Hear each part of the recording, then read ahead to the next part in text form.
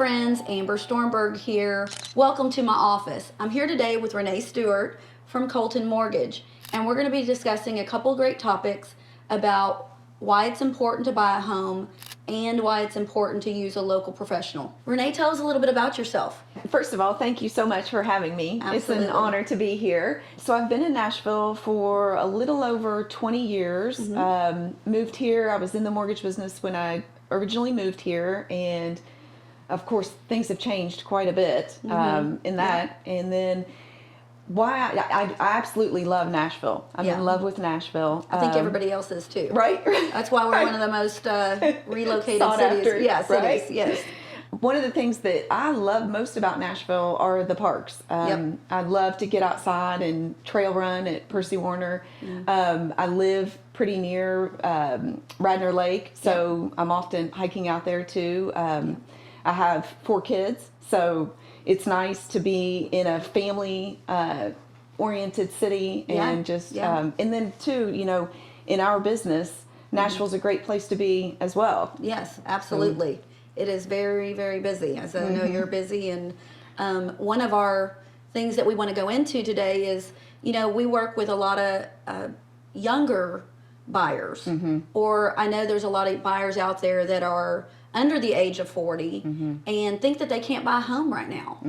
And there's so many opportunities to buy a home, and it's creating long-term wealth. It is a proven fact that if you purchase a home in your younger years, that will create wealth for you later. And so tell us a little bit about the programs or how you work with our younger professionals that are under the age of 40 and what they should know. That's such a great point. And it's unfortunate that there's so many misconceptions, and that's the thing I hate about my industry, is that it seems unattainable to so many people when that couldn't be farther from the truth. A lot of people, for what they're spending on rent, especially in today's market. Rental rates are extremely high right now. They could own. They could own a $400,000 home. Well, they would have to own a $400,000 home, because in Nashville, that's really almost the median price point. You know, in Davidson County. It is. So my goal is to get the message out there that these are the steps that need to happen in order to get ready to purchase, and dispel all of the myths. That a big one is that you have to have 20%. That's Who not has true. That? You know, nobody, and especially in today's market with interest rates where they are, you know, keeping some cash in the bank for, you know, a potential pandemic that could happen is probably sometimes a better avenue. And what people don't realize, that you and I work closely together to give them the best financial advice. We're almost their financial advisor on the other side as far as their real estate asset goes. And I have an amazing story about a young couple that I helped, one of my first transactions, and they purchased a home for $110,000, and 3 years later we sold it for $240,000. Wow! And that doesn't happen very often, but that forever changed their financial landscape of their family. And he's a police officer and she's a probation officer. You know, they would never make that type of money. Right. On any other investment. It's like winning a lottery ticket. And they came into it. I met them at an open house, and they didn't think they could buy. And one of the other things that I think people don't realize, even if you're not looking to buy for 6 months or a year, if they come to you and you run their credit, there may be some things, you will advise them on the things that are going to need to take place to get in a position to buy if they're not ready yet. And I always encourage people, just give me a call. You know, and we can talk about what all does it involve. And you mentioned credit score, and then the other thing that we kind of look at when we're qualifying people is debt to income ratio. So we can talk through, at this point, you have student loans, you have a car payment, credit cards, you know, that type thing. And then in relation to what your gross monthly income is now, this is what debt to income looks like. And for you today, you qualify for this program, or this program would be the best fit. If this or that were to change, we may look at going with a different type program. And back to your point, as far as credit scores, unfortunately, it doesn't follow common sense. No, it does not. And a lot of people are surprised to hear that paying something off and closing it out is not a good idea. No, it's not. FYI, do not close your account. That's the worst thing you can do. One of the things is, well, and like people think, oh, I just need to pay everything off. That's not the way credit works. Right.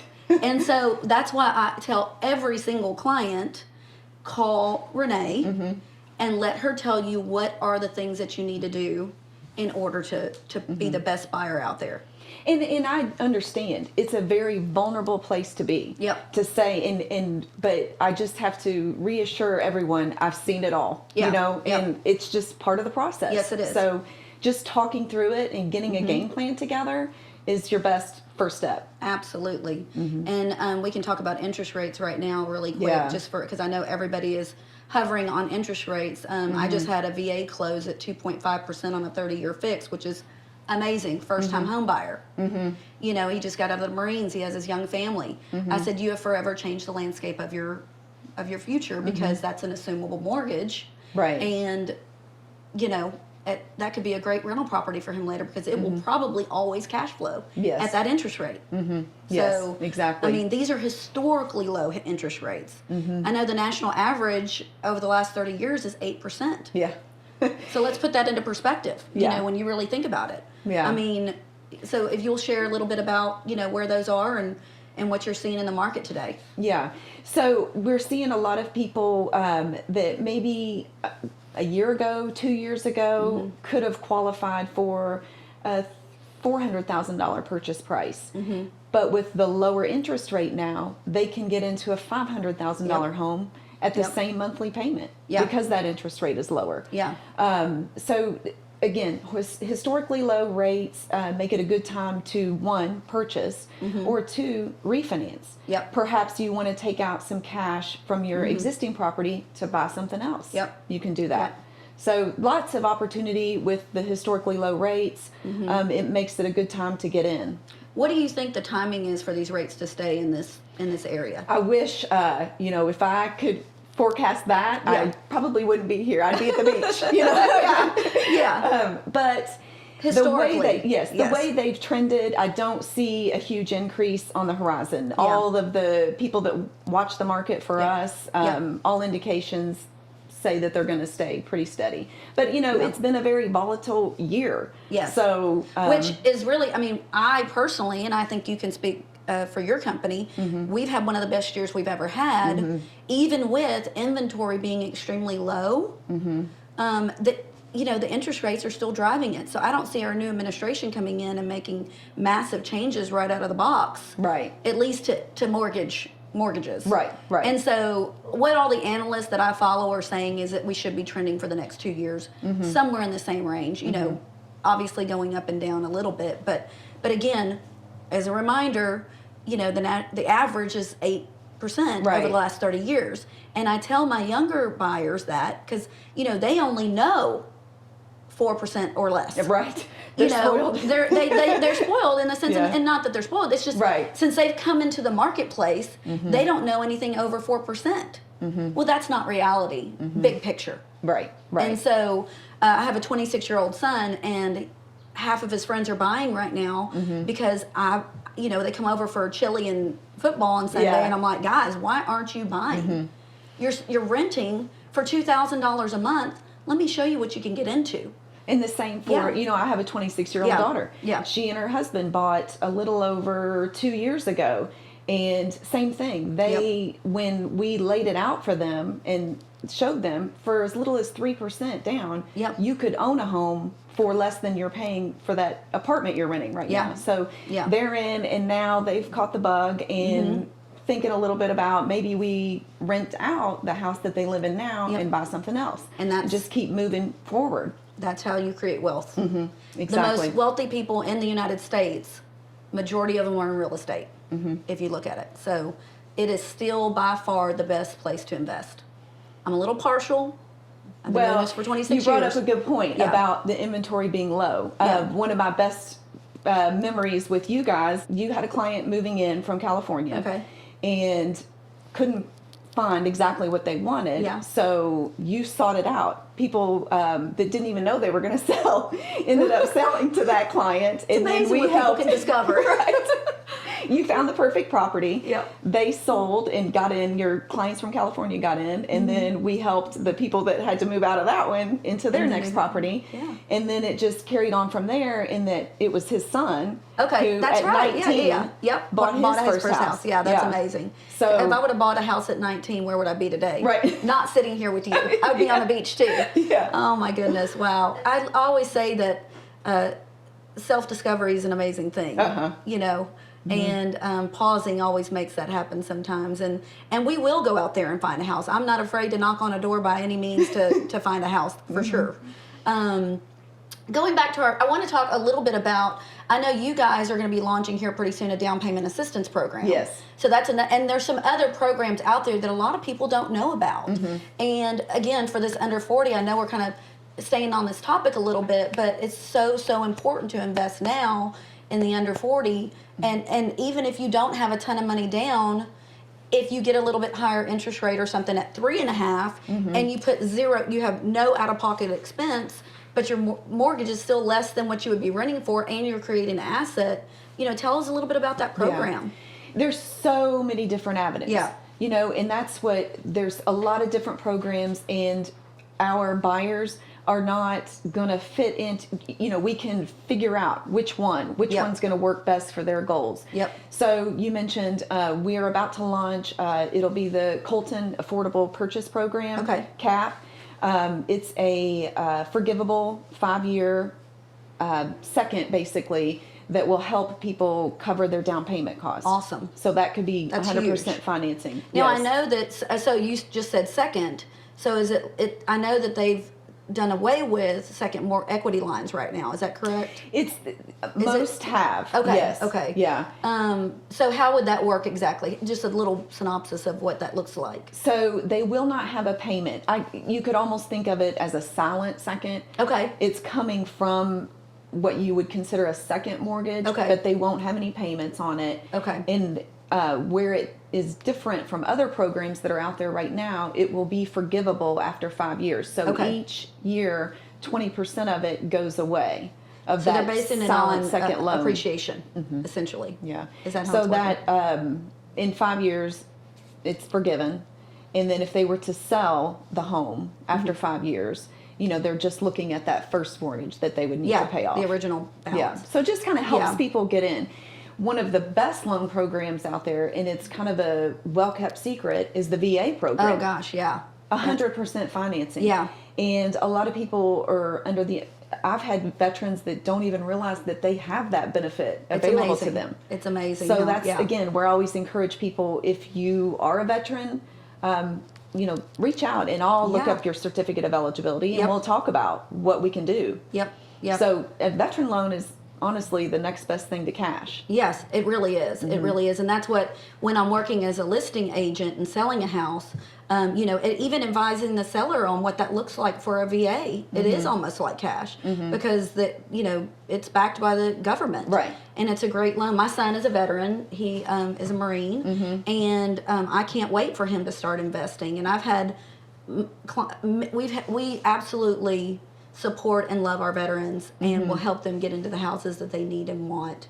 And we love partnering with you guys because you walk them through that process. Because, you know, just knowledge, having the knowledge of knowing or learning what you don't know is so powerful. And veterans have so many great programs out there for them, and that they don't know half of it. Right. And so having somebody that can inform them. There's something new that just came out about the VA loan. Tell us a little bit about that. So I guess you obviously are very familiar with where we do most of our business, Williamson County. Yep. The average loan size, you know, is higher. Well, the average price point is 740s. Right. That's our average in the county. Yeah. So it's still possible to get a VA loan, 100% financing at that purchase price. Which is incredible because the reason Renee is saying that is because there was a cap on VAs in the past. And so they've changed that, correct? Yes. The cap. Yes. Now they can go into what we consider jumbo territory. So above the 560 and more. So, yeah. Some of you are probably wishing that you served your country because a jumbo is a little tricky to get. And when you're working in an area, even Davidson County, because we work a lot in Davidson and Williamson, you know, with the average price points, but you know, anywhere between $5 and $1 million, you know, that's tough. That's tough. Affordability is definitely an issue in Middle Tennessee, but don't worry, our younger buyers, we have many of you guys that want to purchase, and there's areas that are great for you, and we know about those areas. So another great point, Renee, on a VA loan is it's an assumable loan. And if you guys don't know what an assumable loan is basically, I'm going to give you a scenario, is back in the 80s, you know, interest rates were up to even 20% to purchase a home. So could you imagine purchasing a home at 20% interest rate? And people that are buying VA purchases today, because they're assumable, say we get back to that point where it's in the 20%, heaven forbid, but if we ever got back to that point, or even 8 or 9%, somebody, if they qualify, they could come in and take over your 2.5% interest rate. Exactly. That equals money. People will buy that Pick house, your property over another property, and it happened back in the. Now I wasn't doing real estate in the 80s. Let's just get that clear, okay? But back in the 80s, and you know, I've done a lot of research, and when the interest rates were really high, that was big money for those assumable mortgages. Yeah. So, are any other mortgage types assumable? There are some. Okay. And it again goes back to the point that you made. It's just all about whether or not they qualify. Okay. So the new buyer, as long as they qualify, meet the same standards. Yep. They too could assume those low interest rate loans. That's where people made a lot of money in real estate, is assuming those at these, and somebody would pay you money to get that contract, that mortgage, basically. Right. I say contract, but I mean mortgage. So yeah, it's a great time for veterans to invest in real estate. So come see us. So let's talk a little bit about why it's so important to use a local real estate agent and a local lender. I can tell many stories why it's important. But what is a big firm versus a smaller firm? I know you're a smaller mortgage company based out of Tennessee and Colorado. Yes. Which is the Colton. Yes. And then we're located here in Nashville, my firm. And so tell us the importance of that. Well, I know, as I spoke about earlier, nobody knows this market better than you. Yep. And nobody can better serve the client, the local market. You guys know about things that are up and coming, you know, in this low inventory situation that we're in. And if it's not up and coming, you'll go out and find it. We know that. But just how important it is to have both your local agent that's an expert in this area, and then a local lender affords you as the agent the ability to just pick up the phone and say, hey, where are we? You know, this is a unique thing with my particular client. What should we do? And then too, with the client, that they know that they can pick up the phone and get me on the phone. Which is so important. And I'll tell you, on the listing side, when we have multiple offers, I've advised my clients before not to go with a big bank. Nothing against the big banks. I use them myself personally on, you know, for bank accounts. But for a mortgage, it's impossible to get in touch with anybody. Yes. Communication is the number one thing during a real estate transaction. And I can pick up the phone and call you and say, this has come up, and we can brainstorm. Like we said earlier, we're their financial advisors in the real estate market. You know, how can we do that when it takes us 30 minutes to get somebody on the phone? Well, and I've also had so many horror stories with an online lender where somebody thinks, you know, I want to do this all through my computer, and it's all going to go smoothly.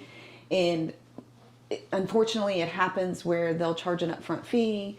And so now the client is, what they think, invested in this particular online lender and can't walk away. And to your point, the communication just breaks down. And I've had people come back in the 11th hour, they're getting ready to close on the transaction, and all of a sudden they're not qualified. Yep. So we have had that happen. And part of our process when we have a listing or with a buyer is we call the lender every single week and make sure that they're doing what they're supposed to be doing. And in this market with low inventory, every house is getting a multiple offer. They have backup offers, and trust me, I will tell you, and I've done it before, that when I hold a listing and if the buyer's not doing what they're supposed to be doing, we have the right to call them in default and kick them out of the contract, and we'll go with the next buyer. I have no problem doing that, because we're not going to work with somebody who's not going to be compliant. Because all it's going to do is create stress. And my job, and I know your job, is to help our clients get into their home for the least amount of stress. Right. It should be the most exciting experience of your life. It's a big investment, and it should be exciting and not stressful. And I take pride in that we've put systems in place that are both customer friendly, and then also we're in constant communication with the agent on both sides, so that everybody knows what's going on. I've kind of made it my mission that you can't over communicate. Right. You just can't. And if you think you are, you're not. Right. I mean, every time I go into a listing appointment and somebody isn't happy with their past agent, it's because of communication. 100%. And same thing with a lender about being professional. Yes. And them being able and feeling comfortable to disclose personal information. It is a very emotional process. Yes. I don't care if you bought and sold 100 houses. There's still emotion involved. I always say rational people become irrational in the buying and selling process because it's so personal. It's their largest asset most of the time. So, referrals, let's talk about that. I know our business is about 98% referral based because we love to love on our clients. Yes. And I love to get, like we said earlier, parents bought, children bought. The VA I talked about earlier was the son. I've known him since he was about 12 years old. Yeah. And now I just helped him go into a house. And actually, my son, who works at my firm, who is a Marine, helped him get into his house, and he was a Marine. So that just warms my heart. Right. In so many levels, as a mother and as a business owner. So tell me a little bit more about your referrals. Trust is the biggest. Absolutely. So many, your clients trust you. And I relish in that if you suggest me and refer me, it's your name on it, and I want to take care of your clients and exceed your expectations.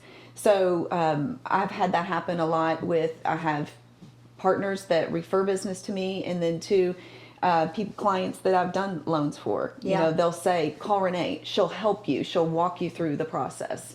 Well, I have to say, I'm going to give you some kudos because we've done many, many transactions together, and my goal is to have partners that exceed everyone's expectations, and you have never failed me. Thank you. So I appreciate that, and I have high expectations for my team and for my business partners. And if somebody's not doing what they're supposed to be doing, we're not going to be in business together. Period. Right. It's just that simple, because at the end of the day, our client is the most important thing. Exactly. Period. And part of that is not only is our clients that are buying and selling, but also my agents at my firm are my clients. So you've served them well, and you've really helped. There's so many dominoes here. You just talked about earlier, again, and we keep going back to this. We knocked on a door, found a house, sold this, did this. And, it takes somebody that cares to put those pieces together. Exactly. Right? And somebody in another state, or somebody that doesn't even and no disregard, but doesn't speak English as their first language, sometimes it can be a barrier in communication. And so that's why, somebody could come and sit in your office if they wanted to and talk to you. Yes, and I actually do that. I'm so glad you brought that up. I do that a lot with first-time home buyers. I have a conference room with a 55-inch flat screen TV that I'll take them in, just pull up my screen and walk them through each of the processes. And we can play around and say, okay, if you decided to bring this much as a down payment, this is what your monthly payment would look like. Or if you want to hang on to your cash and only do this much as a down payment, this is what it would look like. And there's times that it may even change throughout the process. We go into it thinking we're going to go one direction with a loan, but this or that changes, and they say, I think I want to go with a different loan program. We can do that on the fly. That's awesome. And knowledge is power, period. Yes. I want people to feel as informed and comfortable. I don't want it to be some situation where it's almost like Oz, that you can't see behind the curtain. I'll just tell you what you need to do and don't ask questions. I don't operate that way. No, I don't either. And that's why we work so well together and we've been so successful together. Yes. So Renee, let's talk about taking the plunge. And if you're a weary first-time home buyer, what are the steps to get started? I would just encourage people to reach out to me, and we can kind of talk through the process. Yep. Talk through what it takes to get pre-qualified. I mentioned earlier, we're going to look at credit score, we're going to look at debt to income ratio, but we can talk through that and say, okay, today, your credit score is here. Maybe take these steps and that'll improve it, and we'll be at this other point in the process. Just talking through options. I know we had a client that wasn't quite ready to buy yet, and the people that were selling had it as it was an investment property, and they said, well, we'll rent it back to her while she's getting her credit in order. Yes. And she's now rented for 3 or 4 months, and now you have been advising her over this time, and we're about 30 days away from closing now. Yes. So, great example. Yeah, that's a perfect example of where, and she came to us, she walked into our office, and she said, I'm not ready to buy. I said, well, the market where you want to buy is very tight, and you have a very specific home that you want. We found it. Well, actually, it was on the market, and it had been on the market before. I actually sold it the first time it sold, and so I knew a lot about it. So again, having that local presence, having knowledge being power. So I approached the listing agent and said, would this scenario work for you guys? They originally said no. They came back to us and said yes. And now she and her family are in the home renting, and they're going to be closing, like I said, in about 30 days. Yeah. So and that's just another example of boots on the ground. It's important that you know this area, and they want to talk to somebody that's local. And you too. Right. You being able to work with her and her feeling comfortable with you being her financial advisor. Right. I mean, that's what you're doing. And she would have never bought if we hadn't stepped outside of the box and said, how can we be problem solving? Problem solve for her right now. And they love it. She's actually in our neighborhood, so that's awesome. Yeah. I love it. And her kids. She's so great. Yeah, it just goes back to just getting the process going. Yep, and this the is what it relationships. looks like now, and I want to know, what is their goal? What is the end game? And I can help them get there. Yep, you sure can. And we have story after story that we could go through. So let's talk about relationships. If somebody's not, we work with so many out-of-town buyers, and we've done Zoom meetings so that they can meet us personally and feel like we're having a conversation about, in today's world of a pandemic, how you can teleconference with a potential buyer, yes, or a seller that wants to do something, or tell us about how that process for you guys. So we have a great system in place that allows the potential buyer to complete an application online through our secure portal. So they can fill in the information, and then typically I'll give them a call after and just review it, fill in the missing pieces, and just talk through options. We can do a Zoom meeting to where I can screen share and they can see. So it's just like they're sitting in your office. Exactly. Yeah. That's awesome. Especially with people spending more time at home now. I mean, so many people are wanting to upsize or downsize. And this, again, going back to interest rates, not to beat a dead horse, but they can do that with the interest rates where they are. Absolutely. Be able to get that dream home that they wanted. They probably would not have been able to buy before. And so looking at those numbers and understanding those numbers, some of the things that we help you with is tax rates. One county to the next. Yes. Again, being that advisor. To exactly. And an HOA, a homeowners association. Yeah. Some have it, some don't, and just kind of talking through that this is probably a good fit for this particular buyer to be in this area. I communicate that to you, and then you can go forward. We can go forward find there.